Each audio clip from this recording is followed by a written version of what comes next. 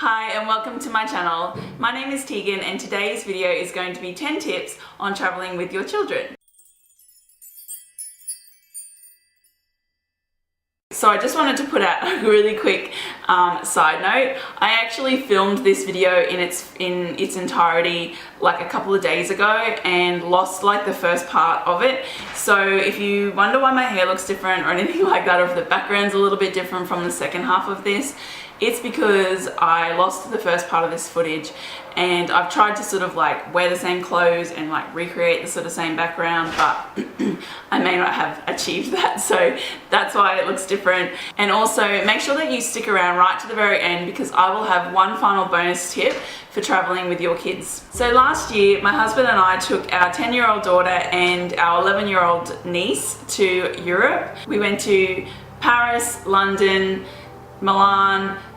We took a train trip up through Switzerland to St. Moritz, and we also went down to Santorini as well. So the trip was probably about 2.5, maybe 3 weeks with all the traveling involved, and we just had an absolutely amazing time. There was a lot of great things about our trip and a lot of things that I would do differently, so that's why I decided to put together this video just with some of the tips that I would recommend if you're traveling with your children, especially to places like Europe where you're doing a lot of sightseeing. So tip number 1 is to, before you leave, talk to your children as much as you possibly can, constantly just bringing up the subject of where you're going and what you're going to be doing. I really felt like by talking to the girls about this, it really got them excited about their trip. When they got together, we would, look up Disneyland Paris website, and we'd, talk about all the different things that we would be doing. I remember sitting down and watching Marie Antoinette with my daughter because we were going to Versailles, and so just doing all of those little things leading up to the trip helps them to feel more involved with the place that they're going, helps them to understand that they're actually going somewhere that's full of history, and especially if you're doing sightseeing, that's such an important thing. So tip number 2 is to get them into your destination's time zone as soon as you start flying. So instead of just like sleeping on the plane in our usual routine and then getting to Paris and having to deal with jet lag when we were there, as soon as we left Melbourne to go on our long flight to Abu Dhabi, I made sure that we all sort of got into the time zone. So I had already like pre-calculated from the flights when it would be a good time to go to sleep. We had got onto the plane at about 11 o'clock at night, and we all tried to stay up basically for as long as we possibly could. I think I was up till 3 a.m. The girls made it till 2 o'clock, and then we sort of got into a time clock from there. We got into Paris about 2 o'clock in the afternoon, and instead of just being like dead tired and sleeping straight away, we were able to go out and sightsee and go and see the Eiffel Tower, and that was really great. We went to bed at a usual time around 7 o'clock, and then we woke up at, I think it was like 4:30, which was really good considering. So yeah, it really did help getting ourselves into that time zone as soon as we left Australia. Tip number 3 is not to be upset if they're not as excited or seem as grateful about the trip as you are. It was obviously quite a lot of money to go over the 4 of us to stay in Europe. There was a lot of costs involved as well for flights and things like that. And so I remember when we first got to Paris and we saw the Eiffel Tower, and even like the next day, we were going past like all these amazing sights, and the girls were like, yeah, that's great. And I was just like, ah! But then like thankfully I had already traveled before, so I had really understood how I felt when I was over there the first time. It was very overwhelming, and actually traveling to Paris again for the second time really was a different experience to the first.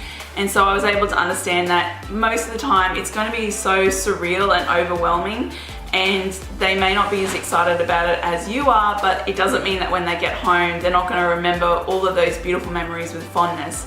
So don't sweat the small stuff. If they're not seeming grateful or excited, it's probably just because they're overwhelmed, and yeah, they will definitely appreciate it once they're back in their home country and all the memories that come flooding back. Tip number 4 is to do them like a travel booklet. So I actually spent like quite a few weeks in the lead up to our holiday planning this whole booklet, and it was my way of sort of keeping the girls engaged. We had taken them out of school, so I sort of wanted to still feel like the trip wasn't just like, an indulgent holiday, that they were actually learning as well while they were away.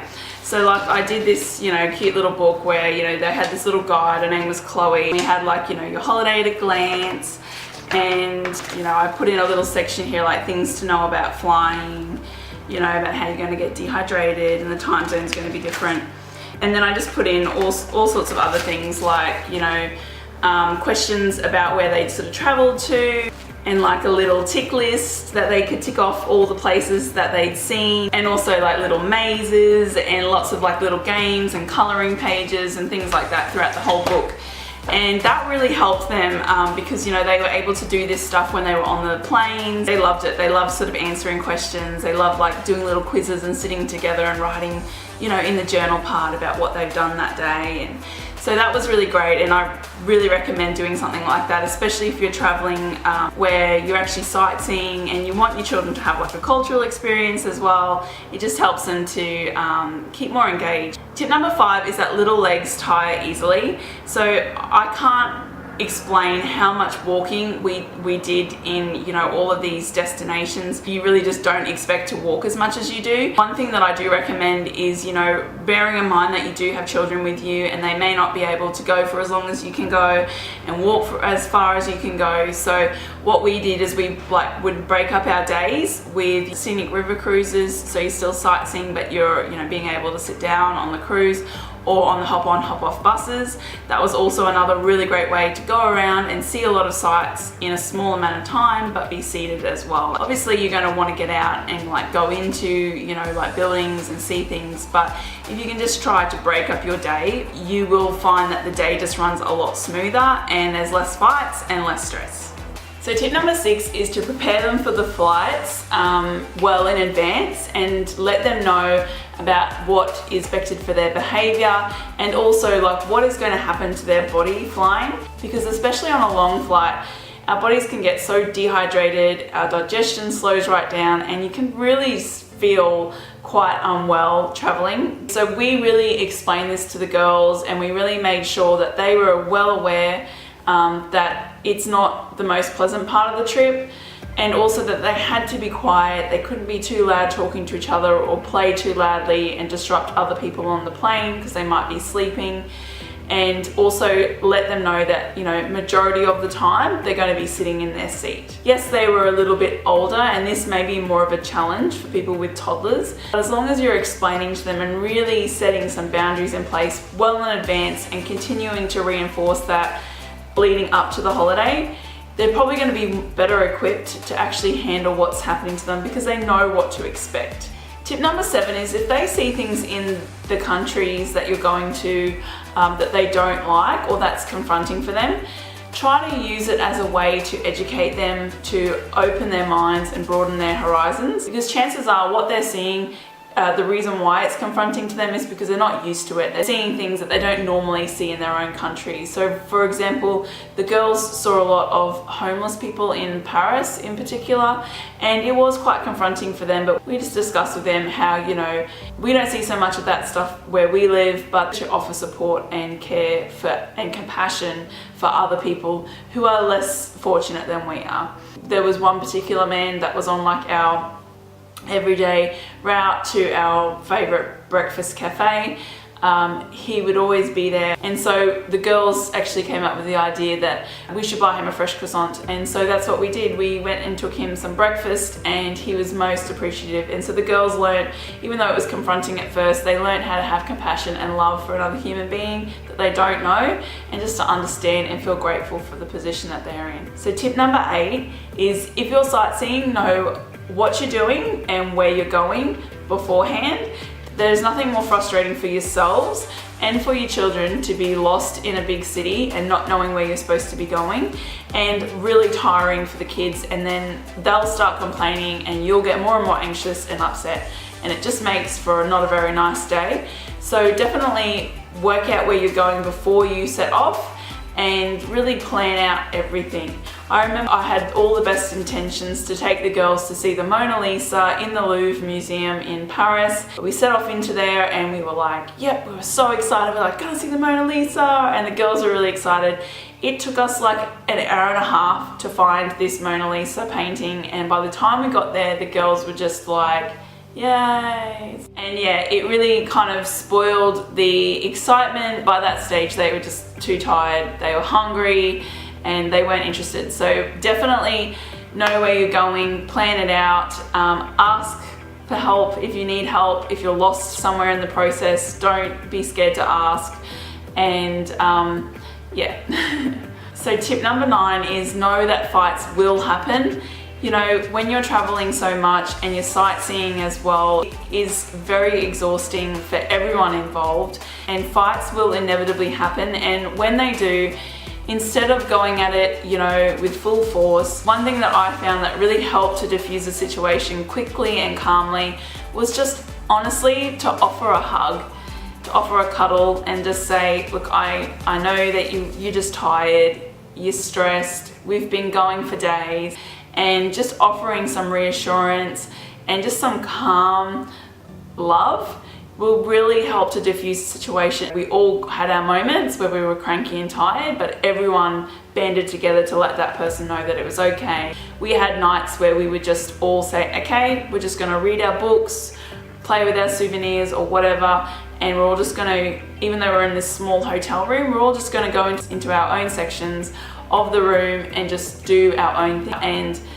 that really helped to diffuse any of the tension. So yeah, it's just honestly being mindful and approaching it with compassion and love rather than anger and punishment. And tip number 10, my last tip, is to give your kids a budget. So we gave the girls 200 euros each to spend for the whole holidays, and it was really great because it really stopped the whole process of the kids having to ask us every time we were in a shop, can you buy this for me, can we have this? They knew that they had a certain amount of money, they had to make it last for the whole holiday, and so it helped them to budget and it helped them to be responsible with their money. And yeah, it just made our lives easier because we didn't have to have like them cranky at us because we said no and all of that drama that goes with, you know, going on holidays and spending money. So my bonus tip is, if you're given homework for your children to take away on holidays with you, is to do that before you go, or to try to do it when you get home. We did all of Lily's homework, 3 weeks worth of homework, before we left, because I really felt strongly, and some people might disagree with me, but I really felt strongly that taking our daughter to Europe and to places like the Louvre and the Eiffel Tower and all of these amazing sites and destinations that have so much rich history, I really honestly felt like she was going to get more out of that experience than doing you know, maths and spelling for those 3 weeks. So I'd actually said to the teacher, I'd shown them the book that I was doing, and you know, I'd shown her that I was really making an effort to teach my daughter while she was away, but that still wasn't enough, and they needed Liliana to complete 3 weeks worth of homework.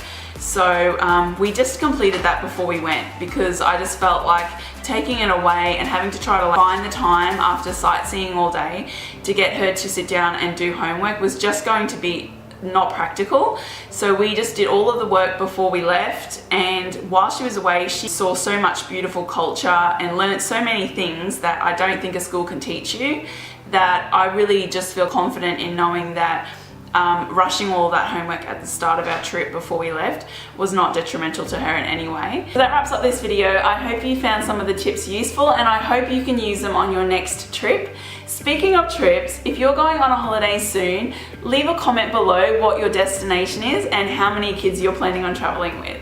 Okay guys, as always, thank you so much for watching, and I will see you on my next video. Bye!